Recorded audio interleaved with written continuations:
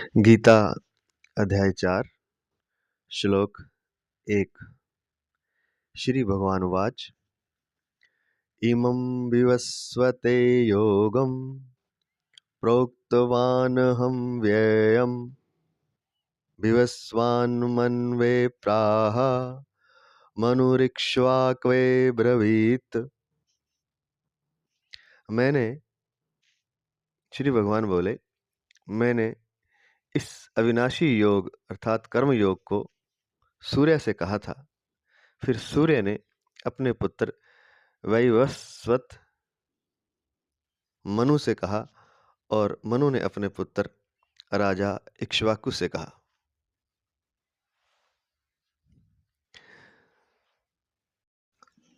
व्याख्या करने जा रहे हैं प्रातः स्मरणीय, प्रातः वंदनीय, परम श्रद्धेय भगवत तत्व प्राप्त महापुरुष महाराज श्री स्वामी राम सुखदास जी महाराज, उनके ग्रंथ साधक संजीवनी से, उनकी अनुकंपा से, उनकी करुणा से, उनकी अनुमति की कामना करते हुए कि हमारे माध्यम से उन्हीं की वाणी मुखरित हो, व्याख्या करने जा रहे हैं। व्याख्या इस प्रकार है। पहला पद, इमं विवस्वते योगम प्रोक्तवान हम व्ययम। भगवान ने जिन सूर्य, मनु और इक्ष्वाकु राजा का उल्लेख किया है, वे सभी गृहस्थ थे और उन्होंने गृहस्थ आश्रम में रहते हुए ही कर्मयोग के द्वारा परम सिद्धि प्राप्त की थी। अतः यहाँ के इमम, अव्ययम, योगम पदों का तात्पर्य पूर्व प्रकरण के अनुसार तथा राज परंपरा के अनुसार कर्मयोग लेना ही उचित प्रतीत होता है। यद्यपि पुराणों में और उपनिषदों में भी कर्मयोग का वर्णन आता है, तथापि वह गीता में वर्णित कर्मयोग के समान सांगोपांग और विस्तृत नहीं है। गीता में भगवान ने विविध युक्तियों से कर्मयोग का सरल और सांगोपांग विवेचन किया है। कर्मयोग का इतना विशुद्ध वर्णन पुराणों और उपनिषदों में देखने में नहीं आता। कहने का तात्पर्य है कि पुराणों उपनिषदों में भी कर्मयोग का वर्णन है, लेकिन गीता में बड़ा विस्तार से इसको दिया है। भगवान नित्य हैं और उनका अंश जीवात्मा भी नित्य है, तथा भगवान के साथ जीव का संबंध भी नित्य है। अतः भगवत प्राप्ति के सब मार्ग, योग मार्ग, ज्ञान मार्ग, भक्ति मार्ग आदि भी नित्य है। यहाँ अव्ययम पद से भगवान कर्मयोग की नित्यता का प्रतिपादन करते हैं। अव्ययम से मतलब अविनाशी, मतलब ये कभी समाप्त नहीं हुआ कर्मयोग है, जो शुरू से चला आ रहा है। तो योग मार्ग, ज्ञान मार्ग, भक्ति मार्ग आदि भी नित्य हैं। इसको स्टार लगा के दिया है नीचे। गीता के 8वें अध्याय में भगवान ने शुक्ल और कृष्ण दोनों गतियों को भी नित्य बताया है। शुक्ल कृष्ण गति हयते जगतः शाश्वते मते, गीता 8वें अध्याय का 16वां श्लोक। तो जो शुक्ल पक्ष और कृष्ण पक्ष जो चंद्रमा की गति हैं, इनको भी नित्य बताया है।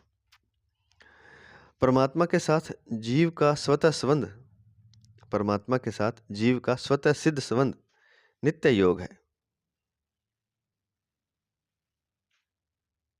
परमात्मा के साथ जीव का स्वतः सिद्ध संबंध है, अर्थात नित्य योग है। कभी परमात्मा से जीव अलग होता ही नहीं। जैसे पतिव्रता स्त्री को पति की होने के लिए करना कुछ नहीं पड़ता, क्योंकि वह पति की तो है ही, ऐसे ही साधक को परमात्मा का होने के लिए करना कुछ नहीं है, वह तो परमात्मा का है ही। परंतु अनित्य क्रिया, पदार्थ, घटना आदि के साथ जब वह अपना संबंध मान लेता है, तब उसे नित्य योग अर्थात परमात्मा के साथ अपने नित्य संबंध का अनुभव नहीं होता। अतः उस अनित्य के साथ माने हुए संबंध को मिटाने के लिए कर्मयोगी शरीर, इंद्रिय, मन, बुद्धि आदि मिली हुई समस्त वस्तुओं को संसार की ही मानकर संसार की सेवा में लगा देता है। अतः उस अनित्य के साथ माने हुए संबंध को मिटाने के लिए कर्मयोगी संसार, शरीर, इंद्रियां, मन, बुद्धि आदि मिली हुई समस्त वस्तुओं को संसार की ही मानकर संसार की सेवा में लगा देता है। वह मानता है कि जैसे धूल का छोटा से छोटा कण भी विशाल पृथ्वी का ही एक अंश है, ऐसे ही यह शरीर भी विशाल ब्रह्मांड का ही एक अंश है।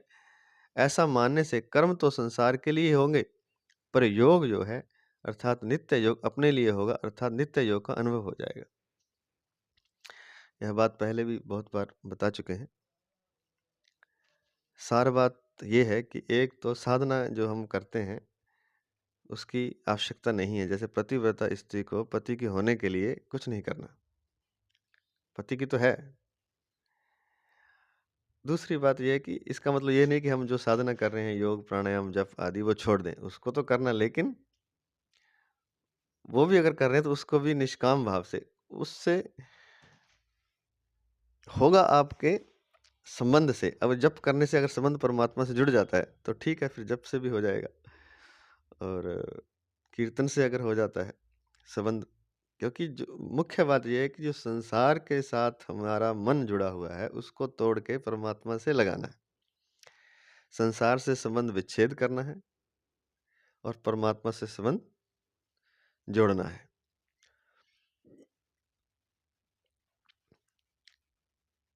बहुत ही इस पैराग्राफ में सार बात दिया हुआ है, अभी समझ लेते हैं हम इसको।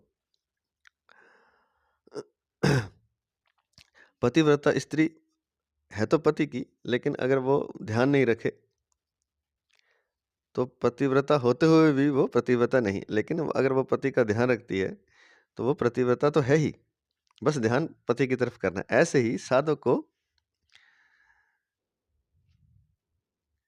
परमात्मा का होने के लिए कुछ करना नहीं, वह तो परमात्मा का है ही, परंतु जो अनित्य क्रिया, हम जो कोई क्रिया करते हैं, खाना पीना उठना बैठना कार्य करना आदि क्रियाएं पदार्थ हैं, और घटना, कोई भी घटना हमारे जीवन में होती है या कोई पदार्थ, उससे हम अपना संबंध जोड़ लेते हैं। वो संबंध जा तो फिर वो जैसे एक तो सांख्य योग के द्वारा वो संबंध हटे, जन्म ज्ञान द्वारा विवेक द्वारा अपना संबंध हमेशा परमात्मा से मानता रहे। तो जप ध्यान आदि भी एक तरह से ज्ञान की श्रेणी में ही आते हैं, क्योंकि हमने उस संबंध को क्रिया पदार्थ घटना आदि से हटा करके परमात्मा में लाना है, परमात्मा से जोड़ना है। तो एक तो वो साधन जो दिया है सांख्य योग में, उसमें जप ध्यान आ जाएगा कि विवेक द्वारा, या सांख्य योग कह सकते हैं या ज्ञान योग कह सकते हैं, कि विवेक द्वारा अपने संबंध को परमात्मा से जुड़े रखना है। चाहे हम क्रिया कर रहे हैं, चाहे पदार्थ के साथ जुड़े हैं, चाहे घटना के साथ जुड़ गए हैं। घटना से जुड़ना है ही नहीं, उनका घटना तो घटेंगी, पदार्थों का उपयोग भी करना पड़ेगा, क्रियाएं भी होंगी, लेकिन ध्यान आपका हमेशा परमात्म तत्व की तरफ रहना चाहिए। यह तो हो गया विवेक द्वारा, जिसे सांख्य योग या ज्ञान योग कहेंगे। अब अगर यहाँ जो प्रकरण चल रहा है वो चल रहा है कर्म योग का। तो कर्म योग कर्म करते हुए क्रिया पदार्थ घटना शरीर इंद्रिय मन बुद्धि आदि से हम अपना संबंध कैसे तोड़े? तो कहते हैं कि जब तक क्रिया पदार्थ घटना आदि शरीर इंद्रिय मन बुद्धि आदि से उसने अपना संबंध माना हुआ है, तब तक उसे नित्य योग अर्थात परमात्मा के साथ अपने नित्य संबंध का अनुभव नहीं होता। ये कोई बहुत मुश्किल, समझने के लिए मुश्किल नहीं है, और हमें लगता है करने के लिए भी आसानी होगी ये। इसकी मुख्य बात यही है कि सूर्य उगा हुआ है, आपने पीठ की हुई, आप सूर्य को देख नहीं रहे, बस सूर्य तो उगा ही हुआ है। या कह दें कि सूर्य उगा हुआ है, आपने आंखें बंद कर रखी हैं, आप अपने विचारों में खोए हैं। या कह दें आप बिस्तर ओढ़ के सो रहे हैं, अपने सपनों में खोए हुए हैं, और सूर्य उगा हुआ है। तो सूर्य तो परमात्मा है, वो तो उगा ही हुआ है, उसके साथ तो हमारा संबंध है ही। आप बिस्तर ओढ़ के सपनों में सोए, आप सपनों से जाग जाएं। और सपने क्या हैं? जो आपके विचार पदार्थ क्रिया शरीर इंद्रिया मन बुद्धि आदि के साथ लग गया है, या घटना के साथ आपका जो मन जुड़ गया है, उस मन को वहां से हटा देना है। हटा के आपको सूर्य तो उगा ही हुआ दिखाई दे जाएगा। जब तक वो मन आपका वहां लगा तब तक सूर्य दिखाई नहीं देगा। तो इसका आसान सा एक तरीका कर्म योग में बताया, वो आसान सा तरीका ये है कि आप जो संसार की चीजें हैं, अतः उस अनित्य के साथ माने हुए संबंध को मिटाने के लिए, और नित्य के संबंध नित्य अर्थात परमात्मा के संबंध जोड़ने के साथ संबंध जोड़ने के लिए, और अनित्य के साथ संबंध हटाने के लिए, जो आपने माना हुआ है जो झूठा है उसको हटाने के लिए कर्मयोगी क्या करता है? शरीर द्वारा, अपनी इंद्रियों द्वारा, अपने मन द्वारा, अपनी बुद्धि द्वारा आदि मिली हुई वस्तुओं इनका उपयोग करते हुए जो भी उसको वस्तुएं मिली हैं उसको संसार की सेवा में लगा देता है। उसके पास गाड़ी है, मकान है, अपने लिए नहीं, वो उसको उपयोग संसार के लिए करेगा। जो भी वस्तु जो भी पदार्थ उसको मिले हैं, शरीर इंद्रिय मन बुद्धि आदि मिला है, उसको संसार की सेवा में लगा देना है। व्यक्तियों का इसमें नहीं हो सकता, क्योंकि व्यक्ति की अपनी मान लीजिए पत्नी है, उसको संसार की सेवा में, हाँ, सेवा के रूप में अगर वो माने तो उसको लगा सकते हैं, लेकिन आपका हक नहीं। आप अपने पदार्थों को लगा सकते हैं, अपने शरीर इंद्रिय मन बुद्धि को संसार की सेवा में लगा सकते हैं। जो पदार्थ मिले उनको लगा सकते हैं। घटनाओं को आप घटना से तो आप मुक्त हो सकते हैं, क्रिया को संसार की सेवा में लगा सकते हैं। तो वैसे तो व्यक्तियों का भी हो सकता, जो वस्तु व्यक्ति आपको मिला सबका, लेकिन आपका अपने पर वश है। तो मुख्यतः दूसरों को, आपका पुत्र है, आपकी पत्नी है, उनको आप सेवा का उपदेश दे सकते हैं, लेकिन सेवा उनसे जबरदस्ती आप नहीं करवा सकते, संसार की सेवा में नहीं लगा सकते। लेकिन आप अपना जो आपके पास है, पदार्थ है, धन है, गाड़ी है, मकान है, शरीर है, इंद्रियां हैं, मन है, बुद्धि है, क्रिया है, पदार्थ है, वस्तुएं हैं, उन सबको संसार की सेवा में लगा दे। संसार की सेवा में लगाने से क्या होगा कि आपका जो मोह है उन चीजों से वो छूट जाएगा। आपको जब बार बार, या तो आप मन से मान लो कि ये मेरी नहीं है, इसमें आप मान तो लोगे, लेकिन अंदर से मोह टूटेगा नहीं। ये ज्ञान योग जो है बड़ा थोड़ा मुश्किल इसलिए है कि व्यक्ति को लगता है कि मेरा मोह छूट गया है, वस्तु व्यक्ति से आदि के मेरा मोह नहीं है, लेकिन वो बना रहता है जब तक उसका परमात्मा में स्थित नहीं होता। ये पहले भी बता चुके हैं कि जब तक परमात्मा में स्थिति नहीं होती तब तक उसका रस भीतर से छूटता नहीं। तो रस को छुड़ाने का आसान तरीका कर्म योग में है कि आप जो वस्तु है उसको लगाई दूसरों की सेवा में दो, तो आपकी तो रही नहीं वो वस्तु, वस्तु पदार्थ आदि, शरीर इंद्रिय मन बुद्धि आदि। तो जब संसार की सेवा में लगा देंगे तो आपकी तो अपनी रही नहीं। तो अब आपका मन फिर क्या करेगा? मन कहीं ना कहीं तो जुड़ना चाहता है। संसार की चीजें आपने अपनी रखी नहीं, वो आपने दूसरों के लिए लगा दी, अपना शरीर इंद्रिय मन बुद्धि। तो अब जो आपकी यहाँ एक थोड़ा सा ये हो जाता है कि मन का भी उपयोग करना है। जैसे यहाँ लिखा है कि शरीर इंद्रिय मन बुद्धि, हम कह रहे हैं कि मन को संसार से हटा के परमात्मा में लगाना है। तो यहाँ ये मान सकते हैं कि मन से तात्पर्य यहाँ विवेक का है। जो आपकी चेतना संसार की तरफ लगी हुई है, वो मन द्वारा लगती है, इंद्रियों द्वारा लगती है, शरीर द्वारा लगती है, बुद्धि द्वारा लगती है। उस चेतना को, वैसे तो उसको मोटे शब्दों में मन ही कहेंगे, लेकिन वो है चेतना, जो संसार की तरफ लगी हुई चेतना है, जो जिसको कि जड़ अहम भी बताया था, अवास्तविक अहम। तो मुख्य बात यह है कि जो आपकी चेतना, या कह लो विवेक, या कह लो मन, जो संसार की तरफ लगा हुआ है, उसको हटाने के लिए आपके पास जो वस्तु पदार्थ आदि है, क्रिया आदि है, उसको संसार की सेवा में लगा दे तो मन वहां से हट जाएगा।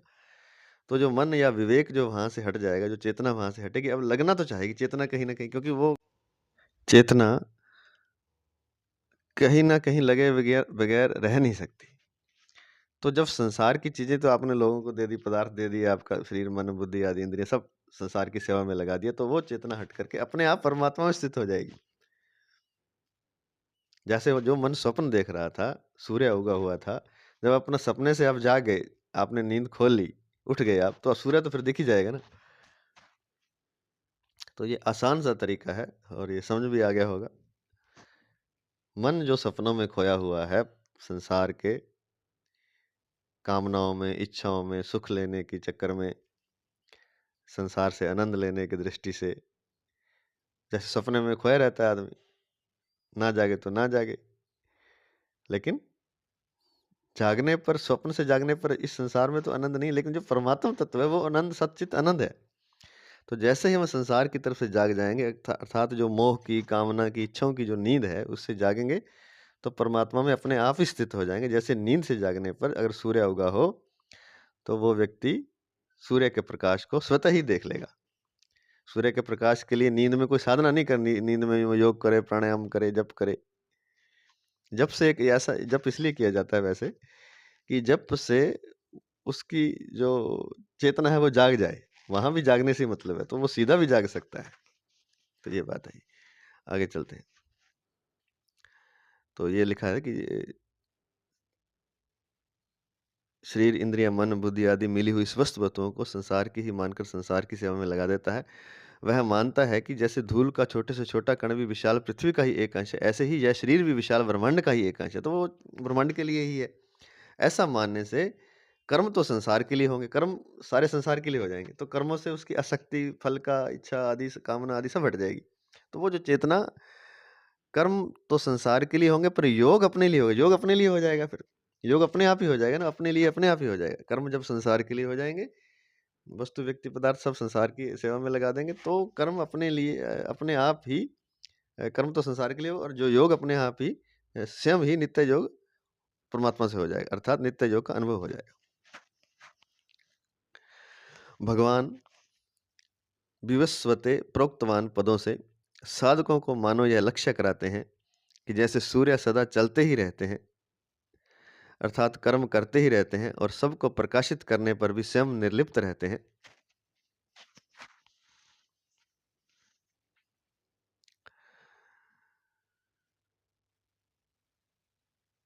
भगवान विवस्वते प्रोक्तवान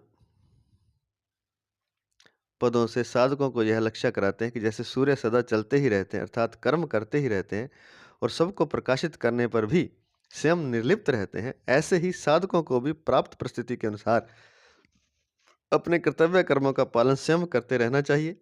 गीता 3 अध्याय का 19वां श्लोक में हम कर चुके हैं। और दूसरे को भी कर्म योग की शिक्षा देकर लोक संग्रह करते रहना चाहिए। तो खुद तो करना है कर्तव्य कर्मों का पालन, लेकिन दूसरों को भी कर्मयोग की शिक्षा देकर लोक संग्रह, अर्थात लोक हित के लिए, लोगों के लिए आदर्श बनकर, लोक संग्रह से मतलब लोगों के लिए आदर्श बनते हुए दूसरों को भी कर्मयोग की शिक्षा देनी चाहिए, स्वयं भी करना चाहिए, तभी तो लोगों के लिए आप आदर्श बनेंगे। पर स्वयं उनसे निर्लिप्त रहना चाहिए, निष्काम, निर्मम और अनासक्त रहना चाहिए। किससे? कर्मवादी से। कर्म तो संसार में आपने करने हैं, लेकिन करने कैसे हैं, ये किसके लिए बता रहे हैं? ये सिद्ध योगी के लिए बता रहे हैं, जो मुक्त हो चुका है, उसको निष्काम, निर्मम और अनासक्त होकर तो कर्म करने हैं, दूसरों को ज्ञान देने के लिए, शिक्षा देने के लिए, और स्वयं कर्तव्य कर्मों का पालन करना है,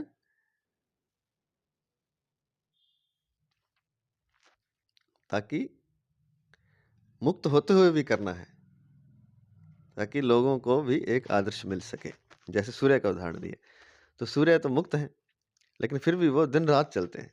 उनको चलने से अपना व्यक्तिगत तो कोई स्वार्थ है नहीं सूर्य भगवान को, तो दूसरों के हित के लिए वो सदियों से, अरबों, लाखों, करोड़ों, शुरू से ही चल रहे हैं, वो चलते ही रहते हैं, दूसरों को प्रकाश देते हैं, स्वयं प्रकाशित हैं, फिर भी दूसरों को प्रकाश देते हैं। मतलब उनको तो प्रकाश की जरूरत नहीं है दूसरों को देना, नहीं, क्योंकि स्वयं प्रकाशित है। तो यही लिखा है कि जैसे सूर्य सदा चलते ही रहते हैं, अर्थात कर्म करते ही रहते हैं, और सबको प्रकाशित करने पर भी स्वयं निर्लिप्त रहते हैं, लेकिन फिर भी किसी से बंधते नहीं है, किसी से कुछ मांगते नहीं है कि मैंने आपके लिए सबको मैं प्रकाश देता हूँ तो मुझे बदले में कुछ चाहिए। बस अपना कर्म करते रहते हैं, निर्लिप्त रहते हुए, और सबको प्रकाशित करते रहते हैं। ऐसे ही साधक को भी क्या करना है? प्राप्त परिस्थिति के अनुसार अपने कर्तव्य कर्म का पालन स्वयं करते रहना चाहिए, और उनसे स्वयं निर्लिप्त रहना चाहिए। निष्काम, निर्मम, निर्लिप्त से मतलब है निष्काम, निर्मम अर्थात मोह रहित, अनासक्त, आसक्ति रहित, चिपके ना अपने कर्मों से। आसक्त का मतलब जब चिपक जाता है, रस लेता है जब उसमें। तो मुख्य बात ये हुई कि जो हमें मिला है, आप अपने पूरे जीवन का त्याग कर दें। त्याग से मतलब दूसरों की सेवा में लगा दें, सूर्य की तरह, और कुछ ना चाहें बदले में। आप बस अपना ये कि जो भी है आपका शरीर, इंद्रिय, मन, बुद्धि, आपका रक्त तक, आपका एक एक एक व्यवहार, एक एक आपकी क्रिया, सब संसार की सेवा में लगा दें। बलिदान करते हैं अपने आप को संसार की सेवा में। मुख्य बात ये है। बलिदान से मतलब ये नहीं कि मृत्यु, वो जब जरूरत पड़े वो भी युद्ध के समय सही है, लेकिन आमतौर पे जो दैनिक क्रियाएं हैं वो अपने लिए कुछ ना करें, अपने लिए उतनी ही करनी जितनी कि जीवन निर्वाह के आवश्यक है। सोना है, जागना है, नहाना है, धोना है, वस्त्र पहनने हैं, दूसरों की सेवा करने के लिए अगर कोई धन कमाना है तो वो भी। आपने सब कुछ दूसरों की सेवा में लगा देना। जब ऐसा हो जाएगा तो व्यक्ति अपने आप में ही योग में स्थित हो जाएगा। यह कहते हैं सूर्य की तरह, बस निष्काम, निर्मम, अनासक्त होकर के सब कुछ सेवा में लगा देना है, अपने लिए कुछ नहीं मांगना। मेरा यहाँ कुछ नहीं है, इसलिए सब कुछ दूसरों की सेवा में लगाना है, बार बार बता चुके हैं पहले भी। और मुझे अपने लिए कुछ नहीं चाहिए। तो इस तरह की बात है। आसान सी बात है, वैसे कोई मुश्किल नहीं है। बस ये है कि अपने दृढ़ निश्चय करना है, जो हम जीव क्या है, अपने लिए सब कुछ करता है। मेरा मेरा, मुझे ये चाहिए, मुझे ये चाहिए, और कभी अंत नहीं आता। और ऐसी जब मेरे मेरे का अंत नहीं आता, तो दुखों का भी अंत नहीं आता, क्योंकि जितना मेरा मेरा करते रहेंगे उतना दुख का बढ़ते रहेंगे, कम नहीं होंगे।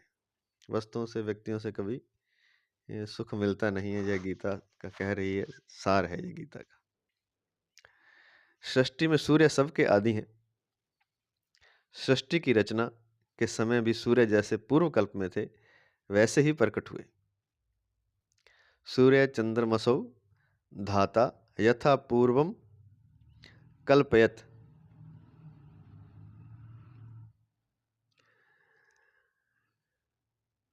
सृष्टि में सूर्य सब कह, क्योंकि सूर्य के बिना तो कैसे धरती का प्रकाश कैसे होगा, पेड़ पौधे कैसे बढ़ेंगे, कैसे फल पैदा होंगे, कैसे अन्न पैदा होगा, सूर्य के बिना तो कुछ नहीं होगा। तो सृष्टि में सूर्य सबके आदि हैं, सबसे पहले सूर्य ही हैं। सृष्टि की रचना के समय भी सूर्य जैसे पूर्व कल्प में थे, ऐसे ही प्रकट हुए। तो बार बार कल्प होते हैं, बार बार सृष्टि बनती है, बिगड़ती है, लेकिन जैसे पूर्व कल्प में थे सूर्य, वैसे ही प्रकट हो गए पुनः नए कल्प में। क्योंकि भगवान एक बार फिर दोबारा से बनाता है सारी चीजें। जैसे हम मकान एक बार बना लेते हैं, फिर पुराना हो जाता है, फिर तोड़ के दोबारा बना लेते हैं, ऐसे ही भगवान पूरी सृष्टि दोबारा बनाते हैं। ऐसे जब नया कल्प आता है, तो सूर्य जैसे पूर्व कल्प में थे, पिछले कल्प में सूर्य थे, वैसे ही दोबारा प्रकट हुए। उसके लिए यहाँ श्लोक आया है, सूर्य चंद्रमसौ धाता यथा पूर्वम कल्पयत। सूर्य और चंद्र दोनों, तो उन सब के आदि सूर्य भगवान ने अविनाशी कर्म योग का उपदेश दिया। उन सूर्य को, जो सबके आदि हैं, भगवान ने अविनाशी कर्मयोग का उपदेश दिया। तो तभी सूर्य जब को बनाया भगवान ने, रचना की, तभी उनको उपदेश दिया, क्योंकि सूर्य के निरंतर कर्म से ही सब कुछ चल रहा है। सूर्य अपना निरंतर कर्म कर रहे हैं। इससे सिद्ध हुआ कि भगवान सबके आदि गुरु हैं, और साथ ही कर्म योग भी अनादि है। ये भी आदि है, मतलब बहुत पुराना है। जब से सूर्य है तब से भगवान, जब से सृष्टि है तब से भगवान अर्जुन से मानो यह कहते हैं कि तुम्हें जो कर्म योग की बात बता रहा हूं, वह कोई आज की नई बात नहीं है। जो योग सृष्टि के आदि से अर्थात सदा से है, उसी योग की बात मैं तुम्हें बता रहा हूँ। आदि से मतलब यह नहीं होता कभी शुरू हुई, सदा से ही है। बस ऐसे ही है कि जैसे गोल घेरा है, उसमें कोई रेखा, आपने गोल घेरे के साथ चलना शुरू किया, तो वापस आप वहीं पहुंच जाएंगे। तो वो कहीं गोल घेरे की जो वृत्त का जो रेखा होती है, उसकी शुरुआत कहीं नहीं होती, वो हमेशा कहीं से शुरू करेंगे, तो वहीं से पहले से ही है वो। कोई रेखा सीधी हो, उसकी तो शुरुआत और अंत होता है, लेकिन गोल घेरे की जो रेखा होती है, वृत्त की जो रेखा होती है, उसकी कहीं शुरुआत थोड़ी होती। वो जहां से भी करोगे वहीं पहले से भी होगी होएगी, मतलब वहीं पहले रेखा होती है। तो कुछ कोई उसका आदि अंत नहीं होता। ऐसी इसी तरह से सृष्टि है, इसका कोई आदि अंत नहीं है। आदि से कहने का तात्पर्य ये होता है कि सदा से ही है। अब प्रश्न किया है किसी ने, भगवान ने सृष्टि के आदि काल में सूर्य को कर्मयोग का उपदेश क्यों दिया? तो इसका उत्तर है, उत्तर नंबर 1, सृष्टि के आरंभ में भगवान ने सूर्य को ही कर्मयोग का वास्तविक अधिकारी जानकर उन्हें सर्वप्रथम इस योग का उपदेश दिया। उन्होंने अधिकारी सूर्य को ही समझा। दूसरा उत्तर, सृष्टि में जो सर्वप्रथम उत्पन्न होता है, उसे ही उपदेश दिया जाता है। जैसे ब्रह्मा जी ने सृष्टि के आदि में प्रजाओं को उपदेश दिया। गीता 3 अध्याय का 10वां श्लोक। उपदेश देने का तात्पर्य है कर्तव्य का ज्ञान कराना, कि आपको ये काम करने हैं। जो चीज की रचना की है, जिस चीज को बनाया है, ब्रह्मा जी ने सृष्टि बनाई, मनुष्य देवता आदि बनाए, तो उनको कहा कि आपको ये काम करने हैं, ये आपका कर्तव्य है, इसलिए उपदेश दिया जाता है। सृष्टि में सर्वप्रथम सूर्य की उत्पत्ति हुई, फिर सूर्य से समस्त लोक उत्पन्न हुए। सबको उत्पन्न करने वाले सूर्य को सर्वप्रथम कर्मयोग का उपदेश देने का अभिप्राय उनसे उत्पन्न संपूर्ण सृष्टि को परंपरा से कर्मयोग सुलभ करा देना था, सुलभ करा देना था। अब यहाँ ये लिखा है कि सूर्य सबसे पहले सृष्टि में, नया कल्प जब बनता तब की बात है, ये है सदा से ही। सर्वप्रथम सूर्य की उत्पत्ति हुई, फिर सूर्य से समस्त लोक बने, जो 14 लोक, 14 भुवन हम कहते हैं, वो सूर्य से ही बने हैं, सूर्य से ही उत्पन्न हुए। और सबको उत्पन्न करने वाले सूर्य को सर्वप्रथम कर्मयोग का उपदेश दिया भगवान ने।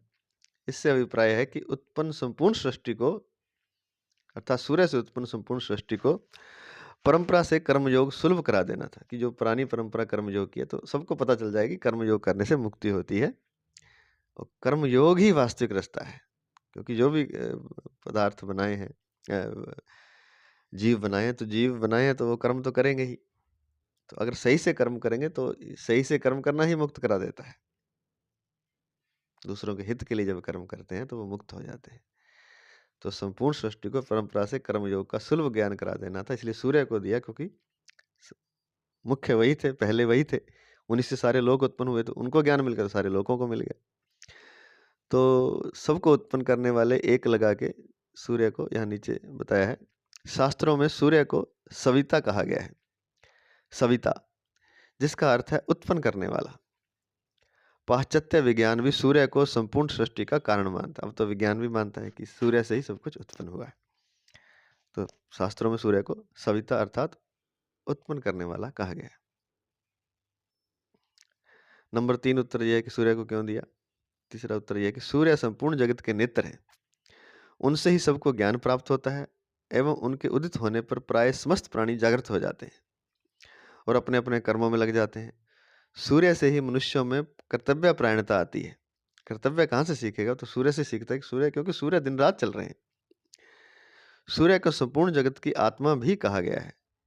सूर्य आत्मा जगतस्थ,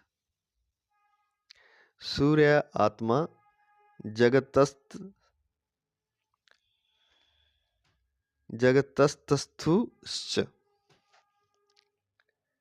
सूर्य आत्मा जगतस्थस्थुश्च। तो सूर्य जगत की आत्मा है। अतः सूर्य को, यहाँ 2 लगा के दिया है नीचे, तो वो पढ़ते हैं एक बार। अतः सूर्य को जो उपदेश प्राप्त होगा वह संपूर्ण प्राणियों को भी स्वतः प्राप्त हो जाएगा। इसलिए भगवान ने सर्वप्रथम सूर्य को ही उपदेश दिया। अब ये सूर्य आत्मा जगतस्थस्थुश्च का दिया है नीचे 2 लगा के। महाभारत में सूर्य के प्रति कहा गया है। महाभारत के वन पर्व में 3:36 और वन पर्व 3 में, खंड 3 में 36 से लेकर 38 तक दिया है श्लोकों में सूर्य के बारे में महाभारत में। त्वम भानो जगतश्चक्षुस्त्वमात्मा सर्वदेहिनां त्वं योनिः सर्वभूतानां तवमाचारः क्रियावतां त्वं गतिः सर्वसंख्यानां योगिनां त्वं परायणम् अनावृतार्गलद्वारं त्वं गतिस्त्वं मुमुक्षुताम् त्वया संघार्यते लोकस्त्वया लोकः प्रकाश्यते त्वया पवित्रीक्रियते निर्व्याजम पाल्यते त्वया। अर्थात इसका अर्थ है, सूर्यदेव आप संपूर्ण जगत के नेत्र तथा संपूर्ण समस्त प्राणियों की आत्मा है। आप ही सब जीवों के उत्पत्ति स्थान और कर्मानुष्ठान में लगे हुए पुरुषों के सदाचार के प्रेरक हैं। तो सूर्य को ही सब कुछ बताया है। संपूर्ण जगत के नेत्र है, प्राणियों की आत्मा है, इसलिए सूर्य साक्षात नारायण सूर्यदेव को कहा जाता है, क्योंकि वही आत्मा है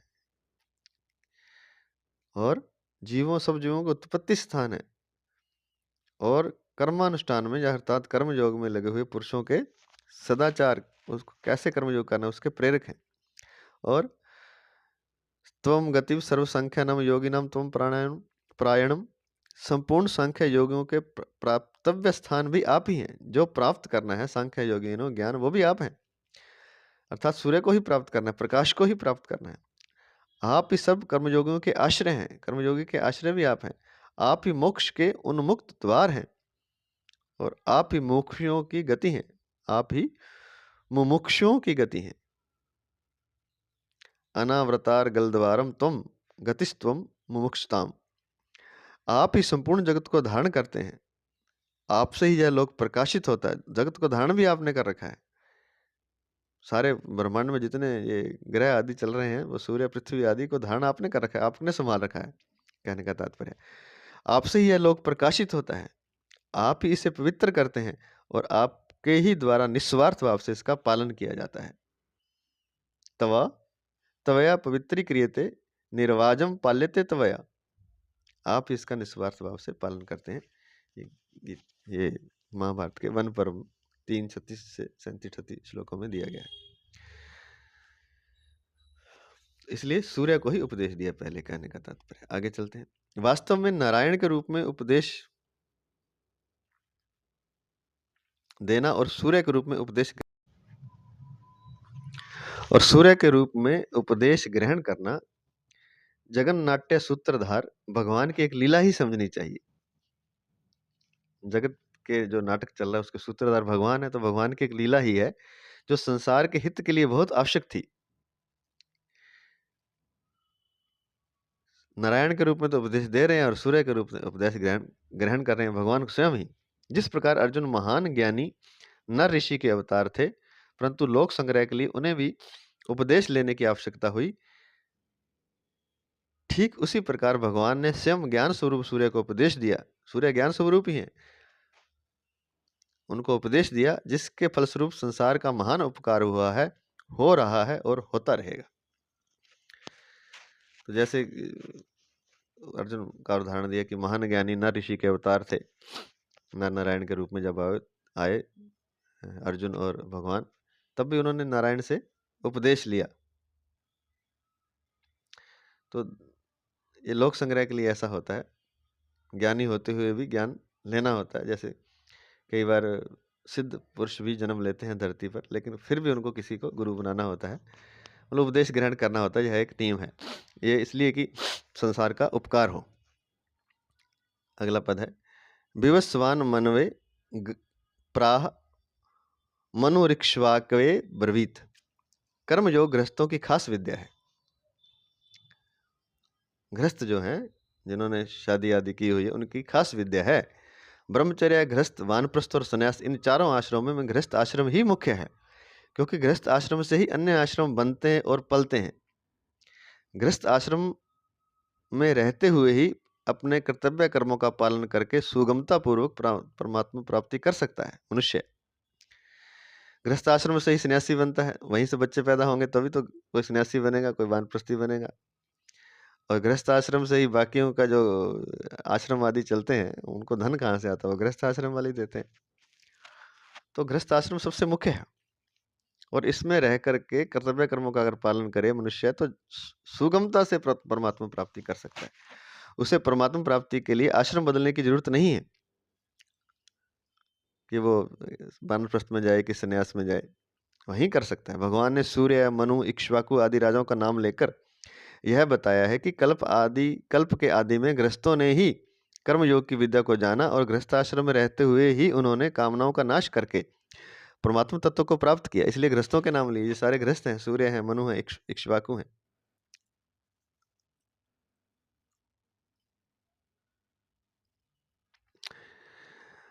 क्योंकि उन्होंने अपने पुत्र को दिया, सूर्य ने अपने पुत्र वैवस्वत मनु को उपदेश दिया, वैवस्वत मनु ने अपने पुत्र इक्ष्वाकु को दिया। तो ये गृहस्थ हैं, तभी पुत्र हुए इनके।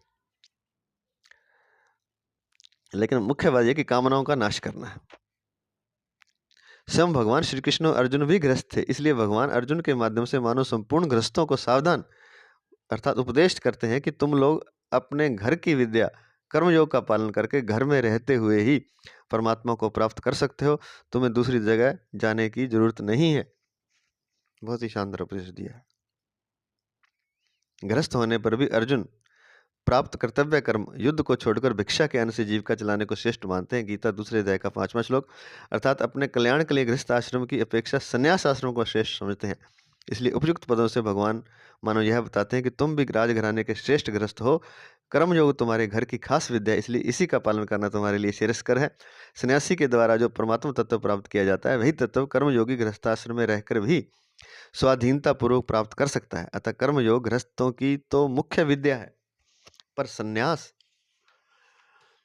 आदि अन्य आश्रम वाले भी इसका पालन करके परमात्म तत्व को प्राप्त कर सकते हैं। सन्यास वाले भी गृहस्थ वाली जो विद्या है, परमात्मा को पाने की जो कर्म योग है, वे भी इसका पालन करके परमात्मा तत्व को प्राप्त कर सकते हैं। प्राप्त परिस्थिति का सदुपयोग ही कर्मयोग है। जो आपको परिस्थिति मिली है उसमें आपने निष्काम कर्म करना है। अतः कर्मयोग का पालन किसी भी वर्ण, आश्रम, संप्रदाय, देश काल आदि में किया जा सकता है। किसी भी वर्ण में,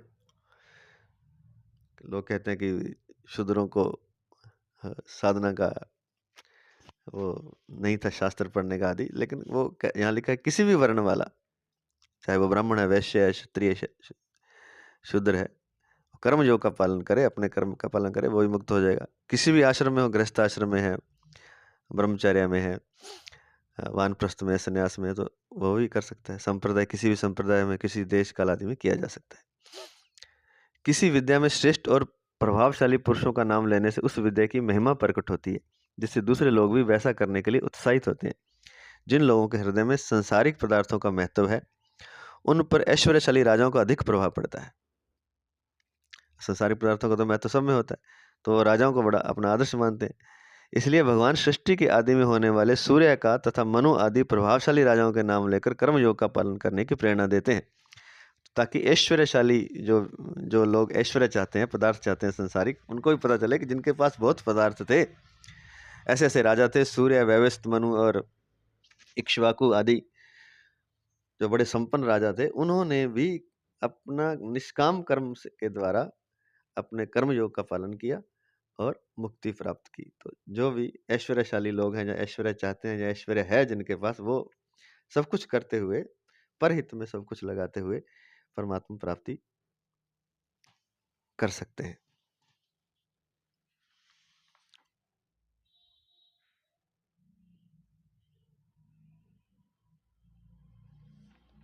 तो गृहस्थों की तो ये खास विद्या है।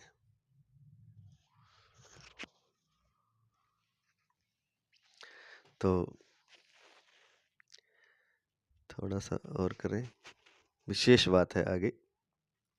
क्रियाओं और पदार्थों में राग होने से, अर्थात उनके साथ अपना संबंध मानने से कर्मयोग नहीं हो पाता। अपना संबंध मान लेगा तो मन जुड़ जाएगा, वहां मन जुड़ जाएगा तो फिर परमात्मा की तरफ ध्यान नहीं रहेगा। सीधी सी बात ये है, साफ साफ बात है। गृहस्थ में रहते हुए भी संसारिक भोगों से अरुचि, रुचि कैसे, उपरति अथवा कामना का अभाव होती है।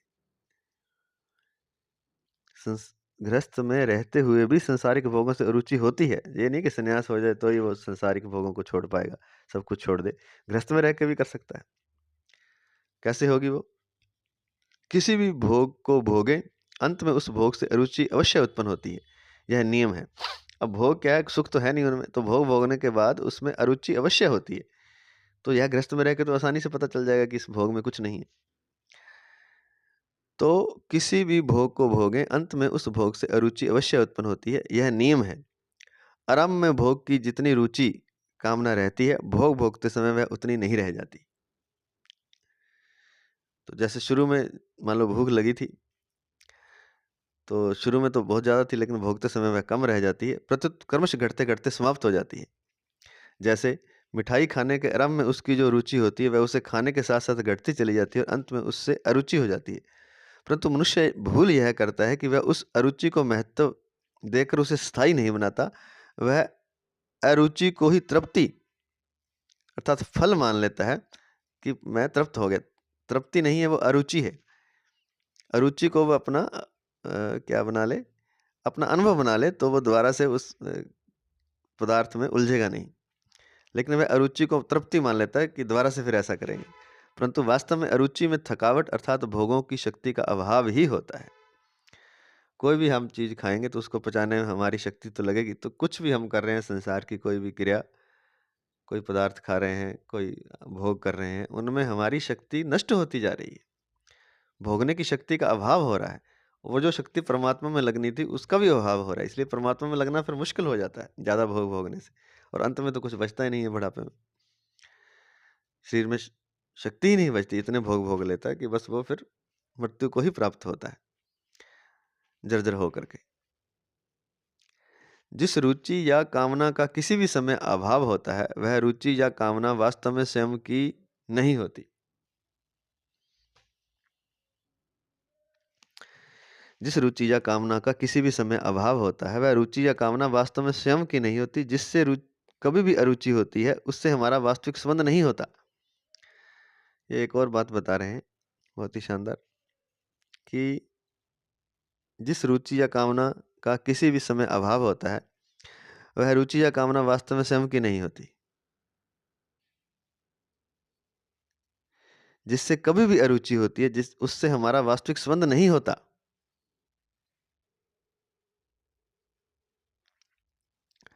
उससे हमारा वास्तविक संबंध नहीं होता। जिससे हमारा वास्तविक संबंध है, उस सत्य स्वरूप परमात्मा की ओर चलने में कभी अरुचि नहीं होती, प्रत्युत रुचि बढ़ती ही जाती है। कहते हैं जिससे कभी भी अरुचि होती है, मतलब जिस भी चीज से हम उब रहे हैं, इसका मतलब उससे हमारा संबंध नहीं है। संबंध उससे बन भी नहीं सकता, इसलिए तो उब रहे हैं। जैसे वो चीज पास आती है, वस्तु, व्यक्ति, पदार्थ, तो उससे हमारी अरुचि हो जाती है। तो इसका मतलब उससे हमारा वास्तविक संबंध नहीं है। और परमात्मा की तरफ चलते हैं तो हमारी रुचि बढ़ती जाती है, जहां तक कि परमात्मा तत्व की प्राप्ति होने पर भी प्रेम के रूप में यह रुचि बढ़ती ही रहती है। तब वो प्रेम पैदा हो जाता है, तो परमात्मा से और प्रेम बढ़ता है। परमात्मा तत्व की प्राप्ति होने पर भी प्रेम के रूप में यह रुचि बढ़ती ही रहती है। स्वयं भी सत स्वरूप है, इसलिए अपने अभाव की रुचि भी किसी की नहीं होती। स्वयं जो है, हम स्वयं जो है, हमारा जो स्वरूप है, वो भी सत स्वरूप है, इसलिए अपने अभाव की रुचि भी किसी की नहीं होती।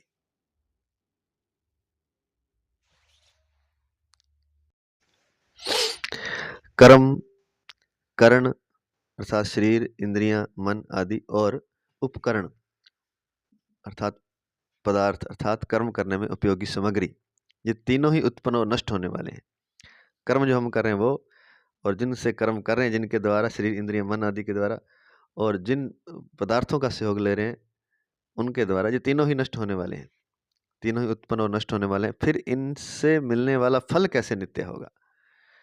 जब कर्म, कर्म का कारण और कर्म के पदार्थ तीनों ही नष्ट होने वाले हैं, फिर इनसे मिलने वाला फल कैसे रहेगा हमेशा? जिससे कर रहे हैं वही नष्ट होने वाला, तो उसका फल भी नष्ट होने वाला है, तो वह नित्य कैसे होगा? वह तो नाशवान ही होगा। अविनाशी की प्राप्ति से जो तृप्ति होती है, वह नाशवान फल की प्राप्ति से कैसे हो सकती है? इसलिए तो कोई तृप्त नहीं होता इस संसार में। इसलिए साधक को कर्म, करण अर्थात शरीर, इंद्रिय, मन और उपकरण तीनों से ही संबंध विच्छेद करना है। कर्म, करण, करण में है शरीर, इंद्रिय, मन, और उपकरण में संसारिक पदार्थ, वस्तु, व्यक्ति, तीनों से ही संबंध विच्छेद करना है। संबंध विच्छेद से मतलब छोड़ के जाने से नहीं है, लेकिन भीतर से संबंध विच्छेद करना है। इनसे संबंध विच्छेद तभी होगा जब साधक अपने लिए कुछ नहीं करेगा, अपने लिए कुछ नहीं चाहेगा और अपना कुछ नहीं मानेगा। ये तीन चीजें जब तक नहीं होंगी, तब तक संबंध विच्छेद होगा नहीं। जब साधक अपने लिए कुछ नहीं करेगा, अपने लिए कुछ नहीं चाहेगा और अपना कुछ नहीं मानेगा, प्रत्युत अपने कहलाने वाले कर्म, करण और उपकरण, इन तीनों से अपना संबंध विच्छेद करने के लिए इन्हें संसार का ही मानकर संसार की ही सेवा में लगा देगा। जो कुछ है उसे तो संसार का मानकर संसार की सेवा में लगा दे। और ये तीन चीज करे, अपने लिए कुछ नहीं करेगा, अपने लिए कुछ नहीं चाहेगा और अपना कुछ नहीं मानेगा। मेरा कुछ नहीं है, मुझे कुछ नहीं चाहिए और मुझे अपने लिए कुछ नहीं करना। ये तीन चीज दोबारा से सुन लें। अपना यहाँ कुछ भी नहीं है। शरीर, इंद्रियां, मन, बुद्धि, रिश्ते, नाते, माता पिता, पुत्र, पत्नी, गाड़ी, मकान, बंगला, जमीन आदि, धन आदि, अपना यहाँ कुछ भी नहीं है। कुछ भी नहीं है, सब परमात्मा का दिया है, परमात्मा के लिए लगाना। संसार से मिला, संसार को ही देना। ये शरीर भी हमें संसार से मिला, उसको ही। हमारा क्या है? हमारा तो सिर्फ वो आत्म तत्व है एक। तो जब ये सब कुछ हो जाएगी, अपना कुछ नहीं है, सब संसार का है, संसार की सेवा में लगाना है। जा कहें कि सब परमात्मा है, क्या परमात्मा की सेवा में लगाना है, परमात्मा के लोगों के लिए लगाना है, तो अपना अपने आप ही वो परमात्मा तत्व में स्थित हो जाए, क्योंकि कुछ फिर बचेगा ही नहीं। तो अपना जब कुछ नहीं मानेगा, नंबर एक, कि मेरा यहाँ कुछ है ही नहीं, जब है ही नहीं तो मैं उनसे क्यों मोह करूं? अपने शरीर से, इंद्रियों से, मन से, बुद्धि से, रिश्तों से, नातों से, धन से, संपत्ति से, जमीन से, मकान से, गाड़ी से, पुत्र से, पत्नी से, रिश्तों से, भाई से, बहन से, क्यों मोह करूं जब मेरा कुछ है ही नहीं? नंबर एक। फिर दूसरी बात, और जब मेरा कुछ है नहीं, तो मैं, जब मैं ही, मेरा ही कुछ नहीं है, तो चाहूंगा किसके लिए मैं? जब मेरा शरीर ही मेरा नहीं है, तो फिर मैं उसके लिए कुछ चाहूंगा क्यों? मेरा यहाँ कुछ नहीं है, ये मानना पड़ेगा पहले, और फिर अपने लिए कुछ चाहना नहीं है। ये पहली बात सही से मानेगा तभी वो नहीं दूसरी बात पर आएगा कि मैंने यहाँ कुछ नहीं चाहना। अपने लिए कुछ नहीं चाहेगा। जब ये मान लेगा कि मेरा यहाँ कुछ है नहीं, तब वह अपने लिए कुछ भी नहीं चाहेगा। इच्छाएँ आदि सब परमात्मा की हैं, मेरा कुछ है ही नहीं। सब झूठी हैं, संसार की हैं, और इससे कुछ मिलेगा भी नहीं। इससे मैं संतुष्ट भी नहीं होऊँगा। तो सबसे पहले तो ये मानना है कि मेरा यहाँ कुछ नहीं। दूसरा, जब उसको ये पता है कुछ संसार से मिलता नहीं है, सब चीज़ों से अरुचि होती है, बाद में ऊब जाता है व्यक्ति, तब वो अपने लिए कुछ नहीं चाहेगा। और जब अपने लिए कुछ नहीं चाहेगा, जब उसको अपने लिए कुछ चाहिए नहीं, कोई इच्छा ही नहीं, कोई कामना नहीं, तो अपने लिए कुछ करेगा क्यों फिर? जब उसको कोई चीज़ की पाने की इच्छा ही नहीं है। रिश्ते, नाते, धन, दौलत आदि, वस्तु, व्यक्ति, कामना आदि, इंद्रियों के भोग आदि, शब्द, स्पर्श, रस, रूप, गंध, जब वो कुछ चाहता नहीं है, तो फिर उसके लिए कुछ करेगा क्यों? फिर वो करेगा नहीं। तो जब वो करेगा नहीं अपने लिए कुछ भी, तो फिर जो उसे मिला हुआ है, उसका फिर वो क्या करे? उसको फिर वो संसार की सेवा में लगा देगा। संसार की सेवा में लगा देगा, संसार की वस्तु संसार की सेवा में लग जाएगी। जो संसार का था वो संसार को मिल जाएगा, जो परमात्मा का था जो परमात्मा को मिल जाएगा। अपना कुछ बचेगा नहीं। लेकिन फिर भी एक चीज़ बचेगी, वो है परमात्मा तत्व। क्योंकि वो तो है ना मेरा, वो तो मैं हूँ वास्तव, जो मेरा वास्तविक अहम है, वो मेरा होना है। वो एक अपने आप बच जाएगा। तो जो संसार का था वो संसार की सेवा में लग जाएगा जब, तो जो अपना होना है उसका वह केवल बचेगा। ये इसका सार है। अपने लिए वो कुछ नहीं करेगा, अपना कुछ चाहिए नहीं, अपने लिए कुछ नहीं करेगा। करेगा फिर किसके लिए? दूसरों को सुख देने के लिए, दूसरों को आनंद देने के लिए। बस उसका सारा काम इतने से ही हो जाएगा, वो अपने आप ही संतुष्ट हो जाएगा, अपने आप में स्थित हो जाएगा। आज इतना ही। 3 चीज़ें हैं, मेरा यहाँ कुछ नहीं है, मुझे अपने लिए कुछ नहीं चाहिए, और मुझे अपने लिए कुछ नहीं करना। तो इतना होने से ही वह मुक्त हो जाएगा। आज इतना ही। यही कर्मयोग का सार है। आज इतना ही। जय श्री कृष्ण, जय श्री कृष्ण, जय श्री कृष्ण।